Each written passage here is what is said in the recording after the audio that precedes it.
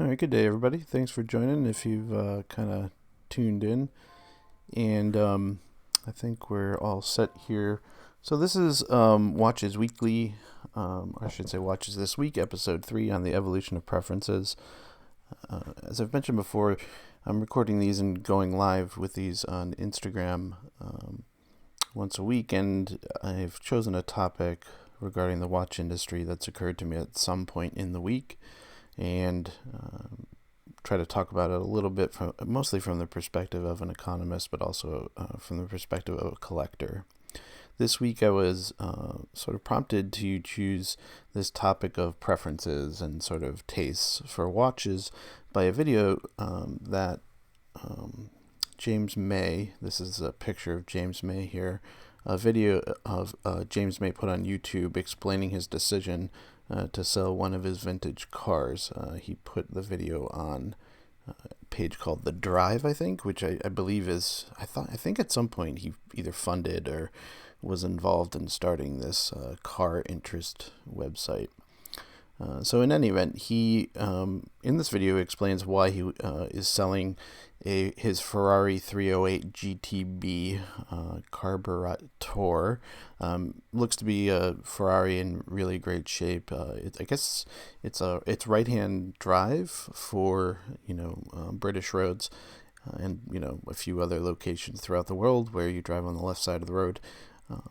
I guess it's a pretty rare car, and when I saw this, I immediately thought of Magnum PI, that TV show from the 80s, because this is the car that character drove in that series, portrayed by Tom Selleck, the actor Tom Selleck. It's still available for purchase. I have no interest in this at all, but financial interest in this at all. But it's available for purchase for about $90,000 US. So I was, and the video is very interesting because it's actually not really a sales pitch for the car per se, and I'll explain that in a second. But and maybe I should talk a little bit about James May if you don't know who he is. But he's actually he's kind of a host of different shows on British TV. One of them was Top Gear, which has now morphed into a car show called the World Tour, I think, the Grand Tour, the Grand Tour on Amazon. So he basically, he's heavily involved in the automobile industry, and as a journalist or a personality. Okay, so I was surprised to see that he was selling this car, and he's actually, generally speaking, he's someone who seems to be very interested in history. If you saw, he was wearing this T-shirt that said "Flood the Cowling," which apparently is a reference to a movie about the Battle of Britain, a World War II air battle over England with Germany. And this is another show he hosted called James May's The 20th Century. So he does have this sort of retrospective vintage interest in his life, I guess. And so I just was surprised that he was selling this car. Now, his nickname on the show is Captain Slow. And I think, that might have been his nickname on one of the shows. Maybe they can't use it anymore for trademark purposes, but that's not the reason why he's selling the car. It's not that he wants to drive slower now. In actuality, he's still keeping some supercars. So here's his explanation for why he's selling it. So he makes the point that for cars, at least, owning a vintage sports car, particularly really old ones, even from the 80s or earlier, he views it as a public service. So essentially, when you're in the car, the main beneficiaries of having that car are people external to it, right? It's fun to see it going down the road and take pictures with it if you see it and that sort of thing. But as an experiential product, as something the owner experiences, what he says is that, and this is a direct quote, "Old Tackett's become out of step with the spirit of the age." So he's come to conclude that this Ferrari is just out of step with where we are right now. And he actually mentions the fact that he now owns some electric cars, and and there's also safety issues. But he basically is implying that this Ferrari has poor function, although it does have a great aesthetic, but that's not enough for him to keep this in his garage. He also said the past is gone. That's the thing. It's not as if part of it is hanging around in old artifacts. The problem with using any old tech or anything that has utility is that you can't really appreciate it as it was in its time, because that time is no longer with us, and we've since experienced and learned other things. So in his view, as time passes, things that you hold for functional purposes just have less salience or relevance for your life today, and this Ferrari has reached that point. Now, I think the reason I was kind of drawn to this video and wanted to talk about this today is that this is a topic we, kind of as watch collectors and practitioners of the watch industry often comment. Watches no longer seem to have this utilitarian function, right? There's other ways of keeping time that are in some sense better, although better is very subjective. And this could when I saw this, I was like, ooh, is this a canary in the coal mine? I think we're all kind of looking for those things as people with interests in the watch industry. Here's James May, this man with a vintage interest and interest in history, who's starting to distance himself from collecting at least a vintage car.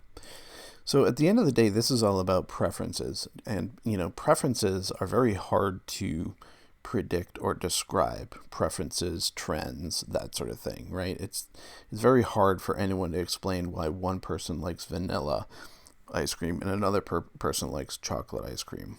Okay, and so I started to think about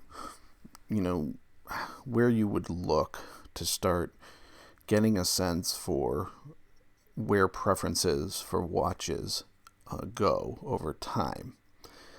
And I was originally going to do this episode as something focused on, sort of survey evidence about, how millennials think about things, and, Gen X or baby boomers and differences there. And I think there's probably a lot of people who have commented upon that, but my kind of research on this topic brought me to the field of what's called functional MRIs. Okay, and just to explain, a functional MRI is a situation where, a regular MRI is one in which, a person's brain, you can basically take a snapshot of it and what's happening inside of it using powerful magnets. With a functional MRI, you get a more dynamic picture of the brain, and you can sort of show people different things and see how their brain reacts.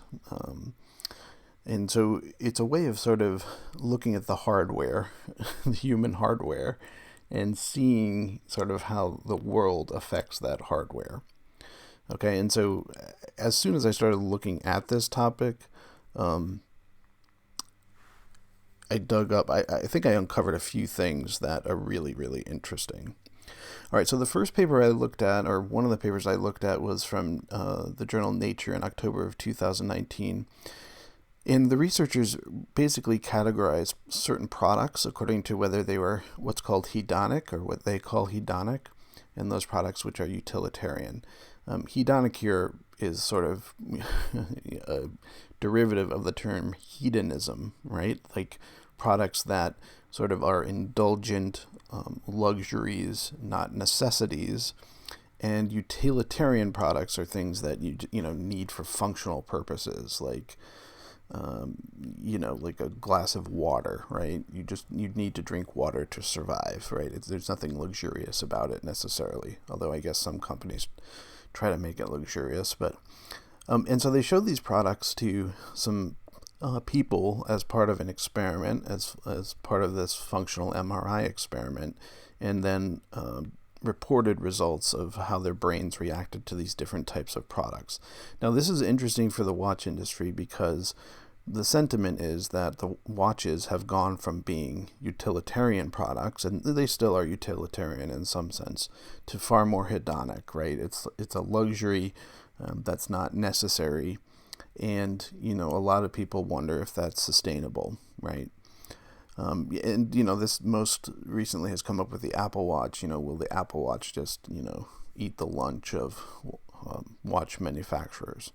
Now, what's really interesting, there's a picture here. It may be a little hard to see, but this picture shows how the brain lights up in response to these different products. So here's the hedonic reaction, the utilitarian reaction, and then the common areas for those two reactions. Now, I am not a neurologist, and there's also neuroeconomists who look at this literature and understand it probably better than I do. But the main result that imagery suggests is that the value of both hedonic and utilitarian goods is commonly represented in a part of the brain called the ventral striatum, and it indicates that the value construct underlying consumer purchases is unidimensional. All right, so it's kind of a little bit of a tongue twister, but what it boils down to, in my view, is that the brain reacts to sort of luxuries and necessities in the same manner, in the same areas of the brain. And so, as a watch enthusiast or someone with an interest in the watch industry, what this leads me to conclude is that we probably don't need to speculate too much or over focus on this question of, hey, watches aren't functional anymore. Will demand continue? And the reason for that is the functionality of objects really is not what our brains are necessarily reacting to when it comes to products that are maybe equally sort of luxurious and utilitarian, right? Our brains react in the same way. And, maybe this is one reason why the Swiss watch industry has survived. Things like the quartz crisis, all signs indicate that the Swiss watch industry is surviving the Apple Watch and smartwatches and wearables and that sort of thing. It's because our brains kind of view them as equivalent, right? As long as they offer adequate hedonism, I suppose. Okay, so that was one of the first things I thought was interesting out of the literature. And the authors go on to point out that this brain that's activated by products primarily mediates reward, cognition, reinforcement, and motivational salience. So, as long as the product is relevant to people, and I think this is where the history comes into play. As long as the product is relevant to people, they have associations with it in their lives. In some sense, the past marketing of the watch industry is going to anchor it in the consciousness of people today. And that history is, obviously not going anywhere. All right, the next paper I looked at was actually, this was really interesting when I found it. It was focused very directly on the question of wristwatches. Okay, it was an article in the Frontiers in Psychology from October 2012. And in this experiment, it's an functional MRI experiment again. The researchers actually showed people their pictures of their own watches, okay, and then had them sort of rate what they think of their watches as part of the experiment, then took scans of their brain, right? But what was different was before they showed them the watch, there was one of two prompts the researchers gave the participants, okay? In one branch, they said, how much time have you spent on this thing? In another, they said, how much money have you spent on this thing? And what was interesting to me is that they reveal something that's very special about time in terms of the brain, okay? So what they found was that when consumers are primed with time, their favorability ratings for products increase. But when they did this with other products like cell phones, or MP3 players, I think. I think maybe back then MP3 players were a bigger deal. But for other products, aside from wristwatches, they did not pick up this effect. Okay, so when you ask a consumer about time and then show them their wristwatch, they have a much more favorable rating or feeling about that item. And on this slide here, I included as an advertisement that came out.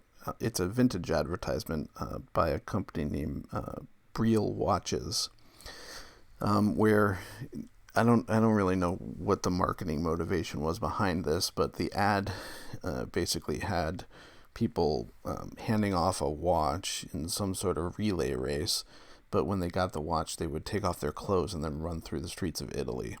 Now, why did I put this here? Well, this is not, you could barely even see the watch in the ad. It mostly seems to be an advertisement about running naked in public. And, obviously this kind of ad is not very successful. The brand, is not very well known. And, maybe one reason for that is that there's no focus on time in this ad, right? This research I'm talking about suggests that, emphasizing time is what gives people a warm sense about their timepieces, about their watches, and other kinds of marketing gimmicks may not be as effective. All right, now here's another slide from that paper where they show the part of the brain that lights up when you ask people about how much time they've spent with their watch and then show them a picture of the watch. And the caption for this picture in the paper states that there's significantly increased activation in the insula following the time prime compared to the money prime. Okay, so the brain reacts more strongly in a statistically significant manner when you ask people about time and then show them their watch. Okay, and I just think this is really fascinating that the very notion of time, when connected with a watch, and the time spent with a watch, can really get people to react strongly to it. So this portion of the brain has been found to be a crucial region in diverse but related psychological phenomena such as urging, addiction, loss aversion, interpersonal love, and brand love. Okay, so really, I think that what this points out is another reason why the watch industry has survived through very turbulent times, which is that, watches kind of help us think about, avoiding loss, right? Because, they keep you on schedule and, avoiding bad outcomes and that sort of thing. And also there's inherently this connection to love. And, it can go too far into the territory of addiction. And I guess maybe we enthusiasts are potentially displaying that characteristic. But again, I thought it was interesting that there's something inherent to to a watch as connected to the concept of time, and time having such a large impact on our brains relative to money. Okay. Now, this is research, and there's all kinds of caveats when it comes to these kinds of experiments, and the number of participants that are involved, and that sort of thing. Functional MRI is a relatively new research tool of the past 20 years or so. But just to give you a sense for why you might want to sort of appreciate the results from this research, I have a quote here from the Harvard Business Review from 2019. And the authors state that a series of academic studies have demonstrated that brain data can predict the future success of products more accurately than can traditional market research tools such as surveys and focus groups. And, I'd really suggest that you read up on this a little bit. On Instagram, I'll try to put explicit citations to these papers, but there's very compelling evidence to suggest that when you use functional MRI data, you can actually predict the market outcomes for novel products. And again, I think this might be something the watch industry needs to think about carefully and maybe apply a little bit more. And there's a lot of different reasons why that's important. I may actually write an article about this and post it on my website, Horolonomics. I'm actually pretty sure I will. So, all right. So, just one more note on all of this. As I was doing this research, I came up with a very fascinating concept out of the Japanese language. The word, and I apologize for my pronunciation of this, I've never studied Japanese, but the word is kuchisabishi. And what it means is that you may not be hungry when you eat, but you eat because your mouth is lonely. And this article came up because, people are starting, wondering why they're maybe snacking so much throughout, this quarantine and isolation and this pandemic and that sort of thing. And I guess this Japanese term might provide an explanation for it. But this made me wonder if perhaps, all this brain connectedness of watches and time and that sort of thing could be boiled down into a similar term, which would be teku bisabishi, which means you wear a watch because your wrist is lonely, right? And maybe that's where these preferences for wearing watches are kind of embedded on a day-to-day basis. I know for myself, I do feel like when I go out in public, if I've not put a watch on, I'm kind of missing something, and I'm not exactly sure why, but I feel that way. But maybe these functional MRI studies are kind of explaining it a little bit. Okay, so let's return to James May, just to kind of close the loop on all of this. What I found really fascinating about his video, among many different things, is that as he was there in his garage explaining why, interest in vintage cars for him was maybe not as strong as it had been in the past, I noticed he was actually wearing a wristwatch, right? And I started kind of doing a bit of watch spotting research to see if I could figure out exactly what he was wearing. Now, this wristwatch was really interesting because it had a very, very tightly integrated bracelet. The watch itself was sort of rectangular in shape. There were the links were also rectangular and uniform. It was glossy and kind of sort of flashy, but in a subtle way. And I think what he was wearing was a Rado Ceramica, the quartz model. There's a few different versions of this watch that he might have worn. It's in the $1,000, $2,000 neighborhood. I'm not exactly sure of the reference he was wearing, but I'm pretty sure it was a Rado watch. Okay.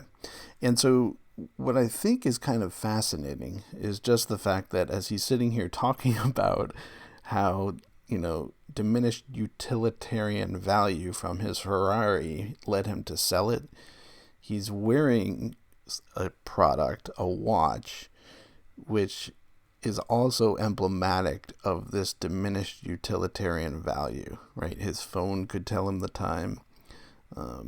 He could have had an Apple Watch on instead, but he's still wearing this sort of product that does definitely have diminished utilitarian value, but it's still important enough to him that he's wearing one, as he talks about how this change in utilitarianism in products means that he won't want them in his life anymore. And I kind of view this as an indicator of the fact that even though these trends are happening, there's still a stable and persistent place for watches in the world, and probably for a lot of the reasons I identified in the literature I just discussed.